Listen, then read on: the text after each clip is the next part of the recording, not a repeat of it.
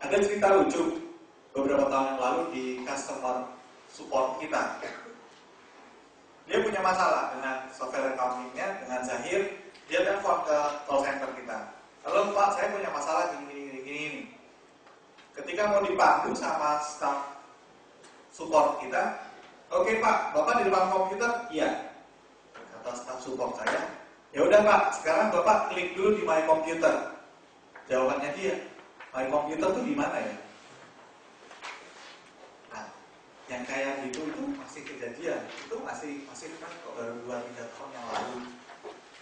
Sebenarnya softwarenya sudah bagus, hardware-nya ada, SDM-nya yang belum siap. Ditanya, dibilang suruh klik My Computer aja, dia masih nanya, My Computer itu di mana ya Pak? Kita bingung mau jawabnya, mau dibilang di bawah meja malah. Ya kan? Nah itu penting, SDM. Terus yang ketiga, pilih vendor yang berbentuk perusahaan bukan perorangan. Ini juga saya sering sekali ketemu kasus yang kayak gini. Dia akhirnya beli aplikasi dari perusahaan karena sebelumnya dia sudah punya software, tapi yang dibuat oleh perorangan. Apa sih masalahnya? Kita pakai software waktu kita beli sekarang, bukan berarti kita mau pakai buat 1 minggu kan, habis itu udah. Kita mau pakai 2, 3 tahun, 4 tahun, 5 tahun, dan sampai 10 tahun mungkin. Pertanyaannya, ketika setelah 2 tahun, setelah 3 tahun, ternyata softwarenya ada masalah. Macam-macam, misalnya karena OS-nya ternyata ganti, dulu XP, oke. Waktu kita ganti ke Windows 7, ternyata softwarenya nggak support. Kalau dia perorangan, bagaimana kita bisa menjamin bahwa dia memang akan selalu ada untuk support kita? Jangan ditelepon nanti, Pak Adi softwarenya nggak bisa jalan. Wah sebentar Pak, saya lagi di luar kota. Sedangkan bisnis kita kan udah bergantung sama sistem. Waktu ditelepon, wah Pak sorry saya lagi sakit. Itu nanti akan jadi masalah. So lebih bagus beli software itu kepada perusahaan, karena kalau si A nggak ada, nanti akan ada si B nggak ada, akan ada si C. Jaminan supportnya itu kan selalu ada. Oke. Yang keempat, pastikan perusahaan yang punya reputasi baik. Nah, perusahaan yang punya reputasi baik ini juga penting. Perusahaan banyak.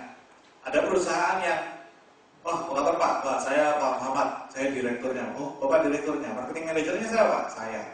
Direktur saya. OB-nya saya juga. Banyak juga kan kayak gitu. Nah itu juga perlu diperhatikan. Biasanya dilihat berapa lama sih mereka sudah survive di industrinya.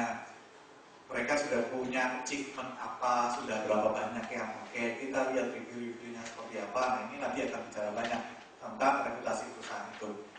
Lalu yang terakhir itu pastikan software sudah teruji.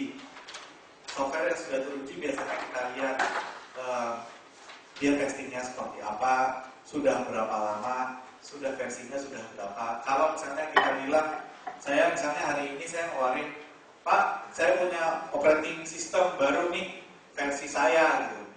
Ini Bapak nggak usah pakai Windows-nya lagi Pak, saya kasih gratis, Bapak mau pakai nggak? Enggak kan? Ya Pak, ya bisa jalan.